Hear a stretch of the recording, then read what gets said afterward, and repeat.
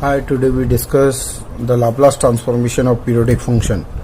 So what is the Laplace transformation of periodic function? First of all, we go for what is periodic function. A periodic function ft is said to be a periodic of t if fx plus t is equal to ft. Means ft function periodic तभी कहलाएगा जब fx plus t की value किसके equal होगी, ft के. Means there is no effect of plus t. We can say fx plus t is equal to ft, then the function is called periodic function ft plus t is equal to t, where capital T is the period of that function.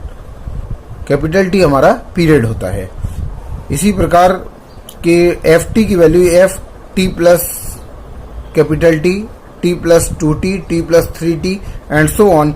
We can say it is a periodic function of, here the periodic function of t, यहाँ ये function periodic function कहलाएगा t का, यहाँ 2t का, यहाँ 3t का. इसी तरीके से अलग अलग पीरियडिक फंक्शन होते हैं जिनका अलग अलग पीरियड होता है. Now we go for the theorem on periodic function.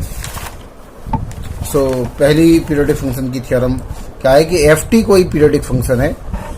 Late ft be a periodic function of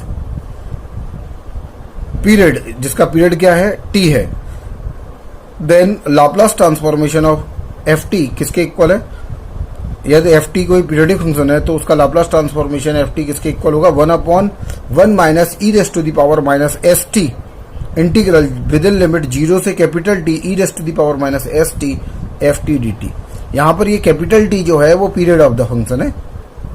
तो ये वैल्यू इस फॉर्मूले के इक्वल होती है. कैसे प्रूव करेंगे, देखिए इस पर चलते हैं हम. तो by the definition of Laplace transformation of ft किसके इक्वल होता है, fs के. और इसका formula within limit 0 to infinite e raise to the power minus st ft dt इसके इक्वल होती है ये फॉर्मूला. अब हमने क्या किया, इसकी लिमिट 0 टू इनफाइनाइट है, इसको दो भागों में डिवाइड कर दिया by the definite integral property, fourth property. हमने इसे ब्रेक कर दिया 0 से t तक और t से इनफाइनाइट तक. तो 0 से t and t to infinite और e raise to the power minus st ft dt and same e raise to the power minus st ft dt. But here it is a periodic function. तो according to the condition, so we assume that कि suppose t की value किसके equal है, x plus T के. Then dt किसके equal हो जाएगा, differentiation t and dt and t because it is a constant function, so dt इसका क्या हो जाएगा, 0 t का डिफरेंशिएशन. हाँ, तो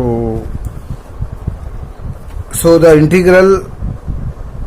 इंटीग्रल क्या होगा इसका, 0 से t e raise to the power minus st ft dt and इसे ब्रेक कर दिया t से लेके infinite e raise to the power minus st ft dt पे.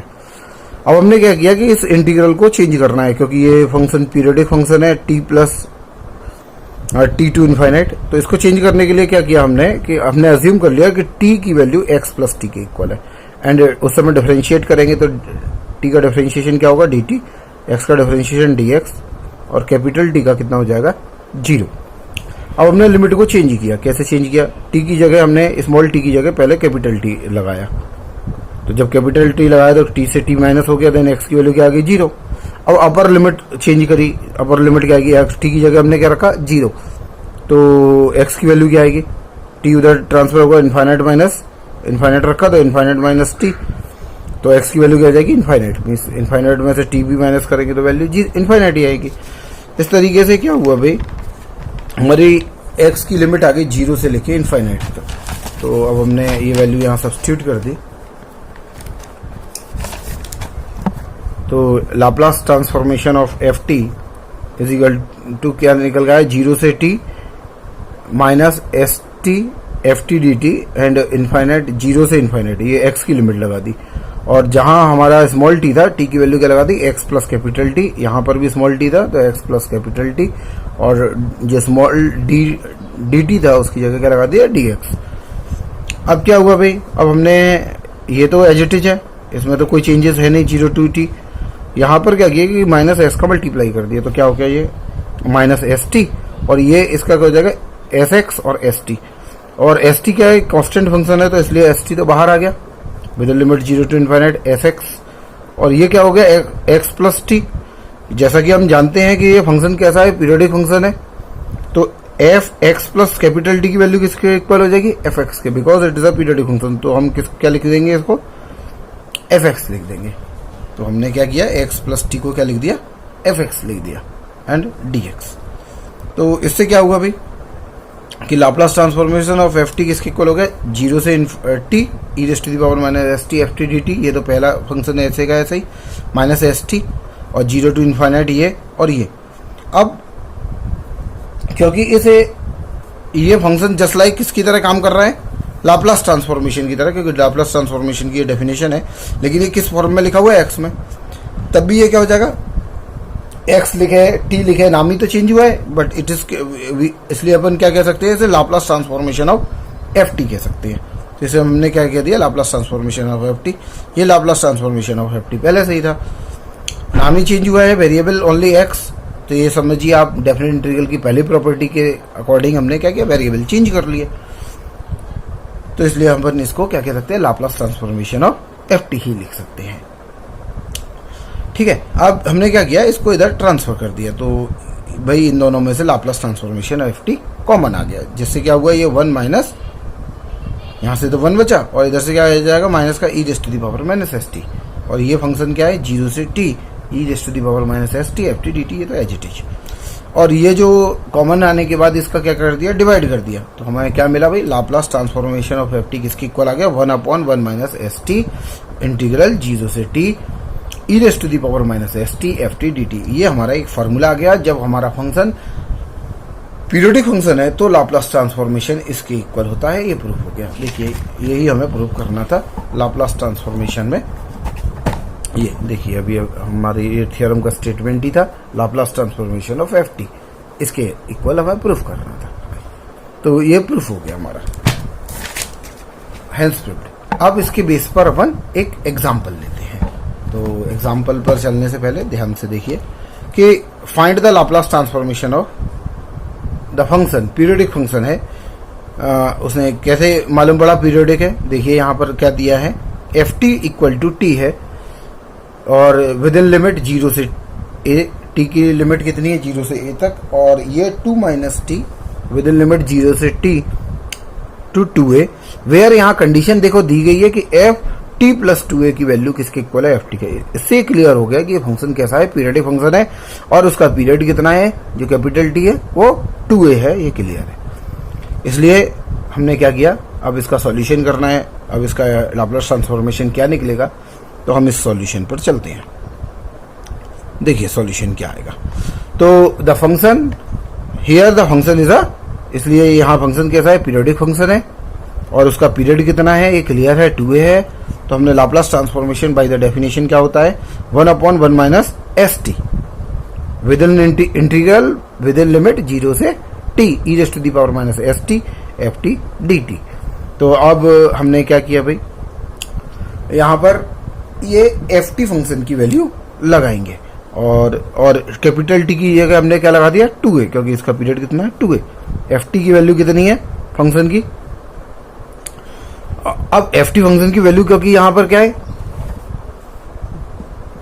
एक तो लिमिट ब्रेक है 0 से a में और एक 0 से 2a में। तो अब इसको क्या करना पड़ेगा, इस लिमिट को भी हमें ब्रेक करना पड़ेगा, एक तो a तक और 2a तक। तो क्या किया हमने, विद इन लिमिट 0 से a अलग कर दिया और a से 2a अलग कर दिया।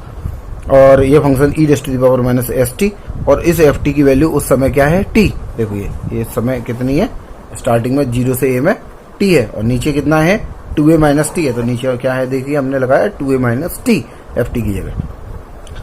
अब bye the definition of integral अपने को मालूम है ये फर्स्ट सेकंड फंक्शन अप्लाई होगा। तो फर्स्ट फंक्शन कौन है, सेकंड फंक्शन कौन है, here it is a first function and it is a second function. और इंटीग्रल आप जानते हैं सेम, यहाँ पर ये फर्स्ट फंक्शन और ये सेकंड फंक्शन इंटीग्रल। तो फर्स्ट ये तो as it is first function S H integral of second, integral क्या होगा, ई की power minus S T upon minus S within limit 0 से a। फिर फर्स्ट का डिफरेंशिएशन, तो t का डिफरेंशिएशन 1 आ गया, और ये जो इंटीग्रल होके आया वो एज इट इज और within and D T same. इसमें first second function, first function S H, इसका integral E raise to the power minus S T upon S. फिर पहले का डिफरेंशिएशन, इस 2a माइनस टी का differentiation, 2a तो constant है 0, T का डिफरेंशिएशन क्या होगा -1 और E raise to the power minus S T. तो ये हमारा जो पहले था वैसे का वैसा ही, मतलब इंटीग्रल जो आया ई की power minus S T upon minus S. ठीक है, अब हम इसमें लिमिट ऑपरेट करेंगे। उससे पहले एक बार ये इंटीग्रेशन इसका बाकी है, उसको इंटीग्रेट करेंगे। तो कैसे इंटीग्रेट करेंगे आप जानते ही हैं। तो इसका हमने ई की पावर माइनस एस टी का अगेन किया, तो ई की power minus T upon minus S आएगा। तो एस और एस मिलके क्या हो जाएगा, minus S T upon S. तो एस और एस मिलके क्या हो गया, एस स्क्वायर। अब इंटीग्रल की लिमिट लग जाएगी 0 से a। ऐसे ही सेम यहाँ पर एस स्क्वायर आएगा अगेन, और इंटीग्रल की लिमिट ये टोटल हो जाएगी a से 2a। तो अपर लिमिट और लोअर लिमिट लगाएंगे। अपर लिमिट पहले a ऑपरेट करेंगे सब जगह, देखो t की जगह a, यहाँ इस t की जगह a, इस t की जगह a, फिर माइनस करके लोअर लिमिट 0 रखेंगे। तो 0 इसमें t की जगह रखेंगे 0, तो ये पूरा ही 0, ये यहाँ रखेंगे 0, तो e की पावर 0 1, तो ये आ गया। देखिए यहाँ पे 0 रख दिया। सेम यहाँ पर अपर लिमिट 2a रखेंगे, तो देखिए 2a माइनस 2a, और यहाँ पर 2a। फिर लोअर लिमिट a रखेंगे, तो यहाँ 2a माइनस टी की जगह a रखेंगे, तो 2a माइनस a, तो 2a माइनस a ये रहा। ठीक है, और लोअर लिमिट, और यहाँ पर भी a रखेंगे, यहाँ पर भी a रखेंगे, तो इस सब जगह a रख देंगे। और a रखने के बाद अब इसे सॉल्व करेंगे। तो ये वैल्यू जो कि निकल के आई वो माइनस a ये आ गई, a E raise to the power minus A S upon S. देखिए यहाँ पर ये सेम बच गया, ये तो 0 हो गया। ई की पावर 0 की वैल्यू 1 हो जाती है, तो ये 1 अपॉन एस स्क्वायर हो गया। ये तो 0 हो गया, 2a माइनस 2a, ये पूरा कंप्लीट 0 हो गया, तो इसे लिखने की कोई गरज नहीं। अब ये बचा E raise to the power minus 2a, तो ये देखो 2as अपॉन एस स्क्वायर आ गया, 2as अपॉन एस स्क्वायर आ गया। देखिए अगेन अब क्या बचा हमारे पास, ये बचा 2as अपॉन एस, तो ये आ गया। देखो ये 2a माइनस 2a 0 हो गया, और ये 2a स्क्वायर अपॉन 0। अब ये बचा, देखो 2a में से a माइनस हुआ तो a बचेगा, और ये एज इट इज। अब इसमें से ये पॉजिटिव है, ये नेगेटिव है। ये देखो ये a E raise to the power, ये दोनों कैंसिल हो गए। हमारे पास जो बचा वो क्या बचा, 1 अपॉन दिस, और देखो यहाँ S square S square S square S square सभी में से कॉमन आ गया, तो ये minus E raise to the power minus S, यहाँ 1, ये फिर ये 2as, और फिर ये वाला ये बच गया। तो इन सबको हमने सॉल्व किया, तो क्या आएगा हमारे पास सॉल्व करके, ये 1 अपॉन एस स्क्वायर मल्टीप्लाई में है, और ये 1 और 1 2a हो गया, और E raise to the power minus 2as। इसे सॉल्व कर लेना है। और ये देखिए यहाँ होल स्क्वायर ए फॉर्मूला बन गया, a square plus B square minus 2ab का। इसे 1 को क्या लिख सकते हैं, 1 का स्क्वायर लिख सकते हैं। तो इसे 1 minus E raise to the power as का होल स्क्वायर या sa का होल स्क्वायर। ये a square minus B square का फॉर्मूला है, तो इसे 1 time plus 1 time minus form करके, मतलब ओपन करके लिख सकते हैं। कुछ कैंसिल हो जाएगा ये वाला टर्म, तो बचेगा हमारे पास ये term 1 upon S square, 1 minus क्या बचेगा, E raise to the power minus as upon 1 plus E raise to the power minus as। तो ये हमारा ऊपर नेगेटिव नीचे पॉजिटिव, और ये हमारा आंसर हो जाएगा। इस तरीके से इसके बहुत सारे एग्जाम्पल अपन सॉल्व कर सकते हैं। ये Laplace transformation of periodic function है।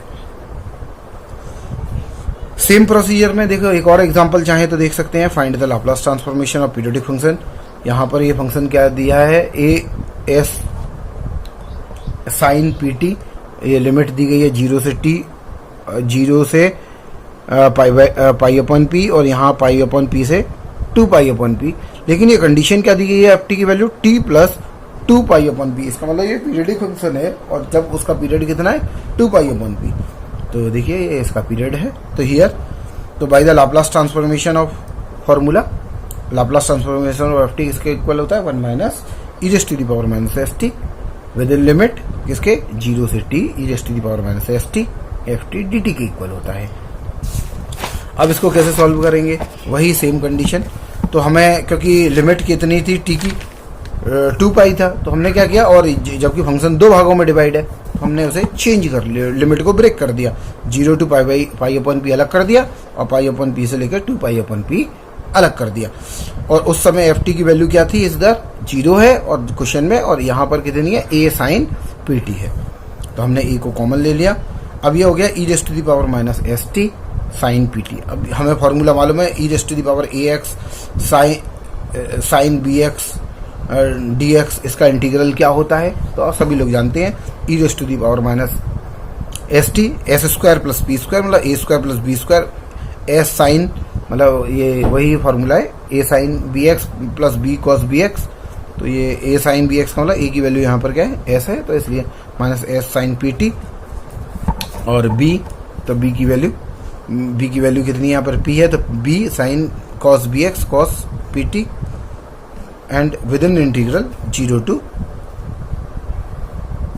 पाई अपॉन पी। तो upper limit lower limit apply कर देंगे। पहले अपर लिमिट लगाएंगे सब लोग। अपर लिमिट मीन्स जहाँ टी है वहाँ पाई अपॉन पी रखेंगे अपर लिमिट, फिर -0 करके लोअर लिमिट, तो ये मिलेगा हमें। और क्योंकि हम जानते हैं कि साइन पाई की वैल्यू क्या होती है 0 और कॉस पाई की वैल्यू क्या होती है -1, तो ये माइनस माइनस क्या हो जाएगा +1, तो प्लस पी हो जाएगा। और ये भी पी है, तो इन दोनों में से क्या हो जाएगा पी, ये तो 0 हो गया बच्चों, और ये e⁻⁻ है।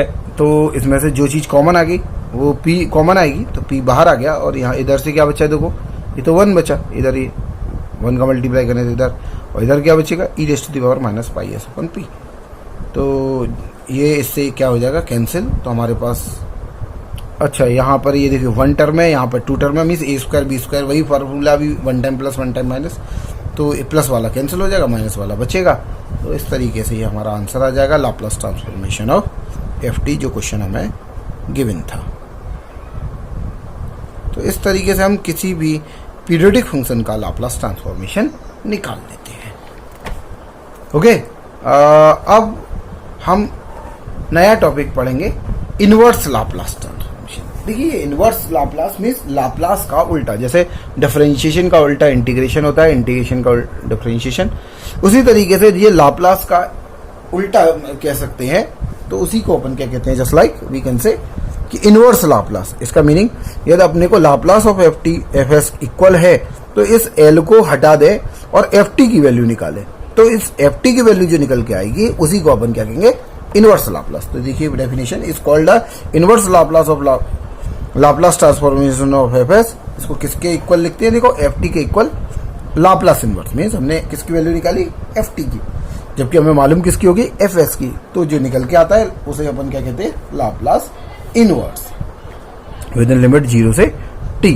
तो इसे फॉर्मूले को क्या कहते हैं, लाप्लास इनवर्स ऑपरेटर कहते हैं। पहले एल को लाप्लास ट्रांसफॉर्मेशन बोलते हैं और इस एल इनवर्स को लाप्लास इनवर्स ट्रांसफॉर्मेशन, ठीक है ना। तो इसके बेस पे कुछ फॉर्मूले लाप्लास इनवर्स के, तो देखिए लाप्लास इनवर्स के कुछ फॉर्मूले क्या हैं। यदि एफ एस की वैल्यू क्वेश्चन में 1/s है तो उसका लाप्लास इनवर्स कितना हो जाएगा, 1। यदि 1/s² है तो लाप्लास इनवर्स कितना हो जाएगा उसका, देखिए Laplace inverse of F S इसके लिए हो जाएगा t के। यदि 1/s की पावर n है तो उसे क्या लिखेंगे, t की power n-1 upon factorial n-1, ये याद रखना है, जबकि n क्या होना चाहिए, पॉजिटिव इंटीजर। यदि 1/s की पावर n है तब इसका लाप्लास इनवर्स क्या हो जाएगा, t की power n-1 upon gamma n, मतलब ये गामा की फॉर्म में है, जब n क्या है negative integer, n does not equal to negative integer, मतलब नेगेटिव इंटीजर नहीं होना चाहिए, अपॉन में कुछ भी हो तो समझ जाएं कि हमें कौन सा फॉर्मूला यूज करना है, गामा फंक्शन का यूज करना है। मीन्स t की power n-1 upon gamma n लिखेंगे। और 1/s - a है तो लाप्लास इनवर्स किसके इक्वल होगा, e⁻at के। 1/s² + a² है तो लाप्लास इनवर्स किसके इक्वल होगा, 1/a। पहले देखो a अपॉन हुआ करता था, अब क्या हो गया, यहाँ से a हट के इधर डिवाइड में आ गया, तो समझ जाइए कि 1/a sin at, और s/s² + a² है तो अपने को याद है cos at, कि cos at का लाप्लास ये होता है, तो इसका इनवर्स उल्टा ये हो जाएगा। सभी का यही है। इसी तरीके से 1/s² - a² का Laplace inverse 1/a sin at, sin hyperbolic at, और s/s² - a² का cos हाइपरबोलिक at हो जाता है। ओके, अब इसके बेस पे देखिए एक आध एग्जांपल देखते हैं अपन। तो फाइंड द लाप्लास इनवर्स निकालना है इस क्वेश्चन का फॉलोइंग। तो फर्स्ट क्वेश्चन क्या है, s² - 3s + 4/s³। तो अब इसका लाप्लास इनवर्स कैसे निकलेगा, क्योंकि ये फंक्शन s की फॉर्म में है, तो समझ गए हमें क्या मालूम है, fs। तो fs = दिस, तो fs मालूम है हमें।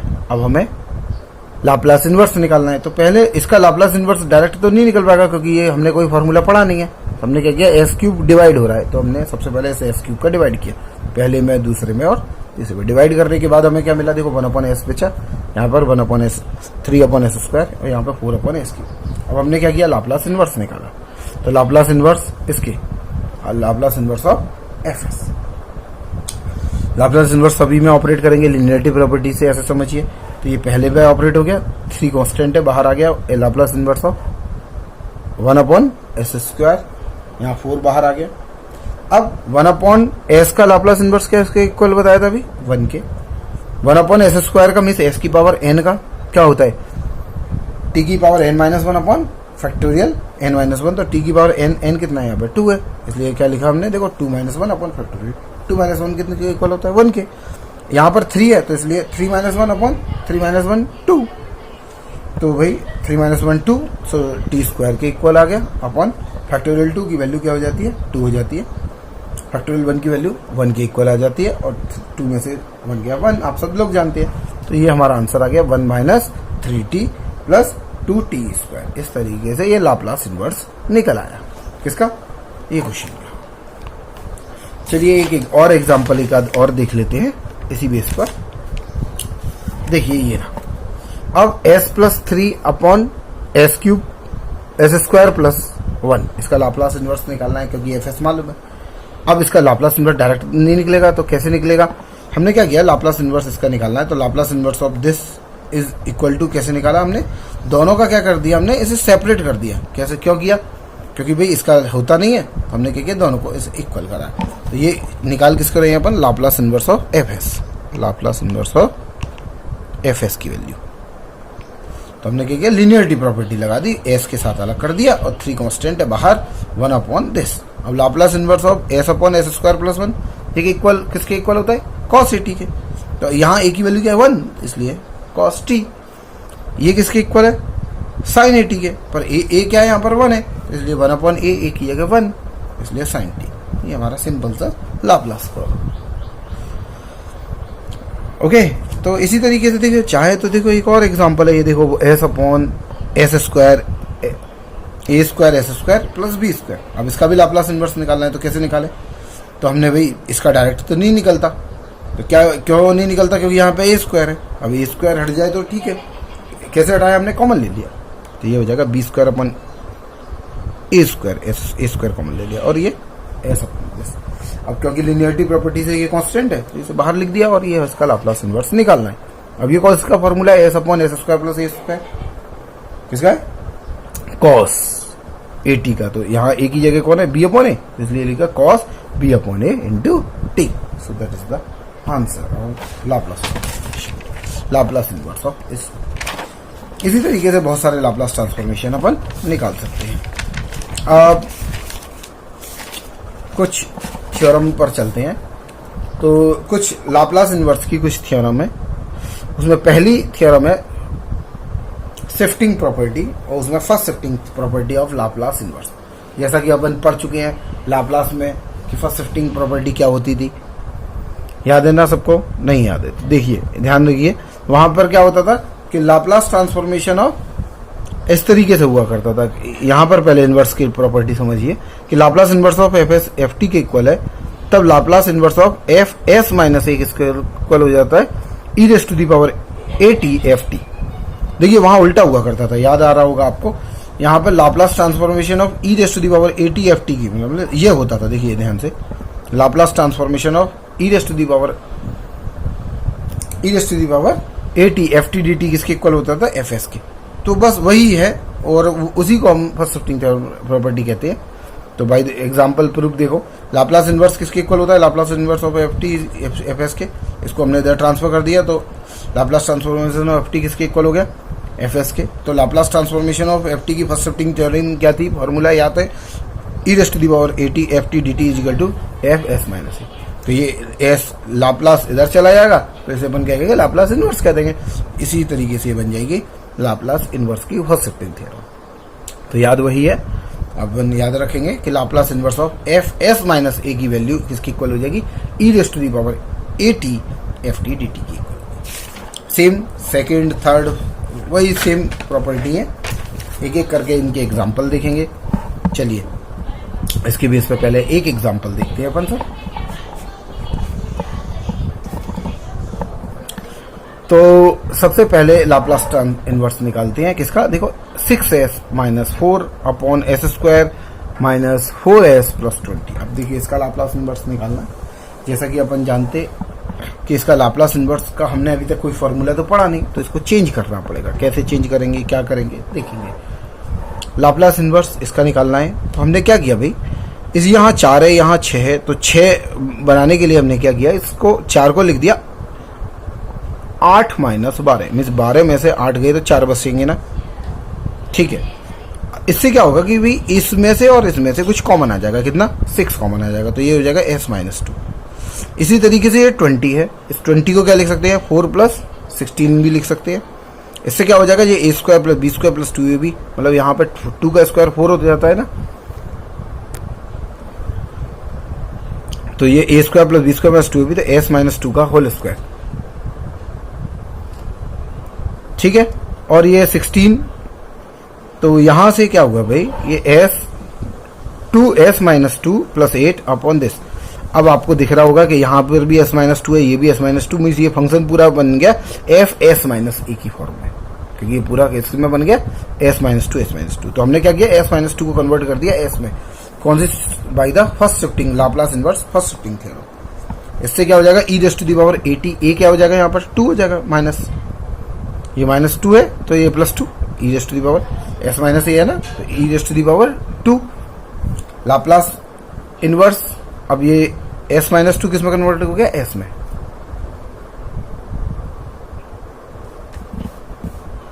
s माइनस 2 किस में कन्वर्ट हो गया, s में। तो अब यहां से ये देखेंगे ध्यान से, तो ये हो जाएगा 6s plus 8 upon S square plus 16। अब इसको भी क्या कर दिया, अलग अलग डिवाइड कर दिया, तो कैसे, 6s को अलग कर दिया और 8 के साथ अलग, मीन्स सेपरेट कर लिया, और उसके बाद हमने लीनियरिटी प्रॉपर्टी लगा दी। ये किसका फॉर्मूला हो जाएगा, 6 कॉमन आ जाएगा, ये किसका हो जाएगा, 16 को किसका स्क्वायर कह सकते हैं, 4 का, तो ये हो जाएगा cos 80 का फॉर्मूला, मीन्स cos 40। ये भी किसका हो जाएगा, sin 80 का, और यहाँ पर a की वैल्यू 4 है, तो 1 अपॉन a की जगह 4 लगा दिया, मीन्स 8 अपॉन 4 sin 40।